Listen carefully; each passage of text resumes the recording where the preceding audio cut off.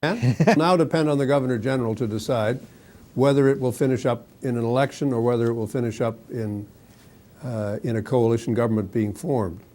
We put forward, I think, what is a very reasonable proposal to Parliament, and that is that there will be a government of which two parties will be members. The Liberals will have 3/4 of the seats in cabinet, and the NDP will have 1/4 of the seats in cabinet. And this coalition government will govern with the assurance from the Bloc that the Bloc will not vote non-confidence in the government for an 18-month period. What Mr. Harper and his colleagues are doing today in saying just spreading absolute lies about what's contained in the agreement or what the agreement means with respect to the unity of the country is absolutely disgraceful. It was once said that patriotism is the last refuge of a scoundrel.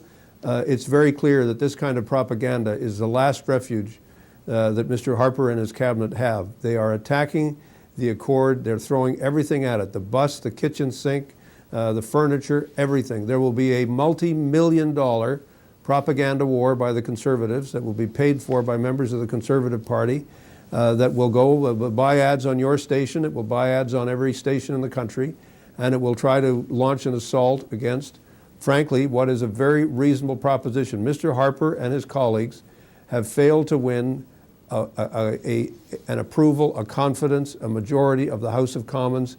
That's what you need to govern in this country. And they have consistently either bullied their way through or else simply tried to run away from a confidence vote. And at some point, they're going to have a confidence vote in order to carry on. Sir, outside the House after question period today, and you may have heard this already, but Gilles Duceppe was being grilled by reporters who gave one the impression they had a nationalist bent. And he said, and I'm going to quote now, I'm a separatist, I'm a sovereigntist. Every gain we're making here is good for Quebec, and what's good for Quebec is good for sovereign Quebec. What do you make of that? Nothing. I make nothing of that. I mean, Mr. Duceppe is going to, of course, he's going to say what he's done is good for what he thinks things should happen. That's irrelevant. Dan, there are 50 members of the Bloc Québécois in Parliament. In a minority Parliament, a lot of what happens depends on his support, the support of the Bloc Québécois. Does that mean that a conservative budget that was passed with the approval of the Bloc, does that mean that Mr. Harper was doing that budget for a separate Quebec? No. I mean, we all have to give our heads a shake here. These guys have been in Parliament. They were founded as an offshoot of Mr. Mulroney's Conservative Party.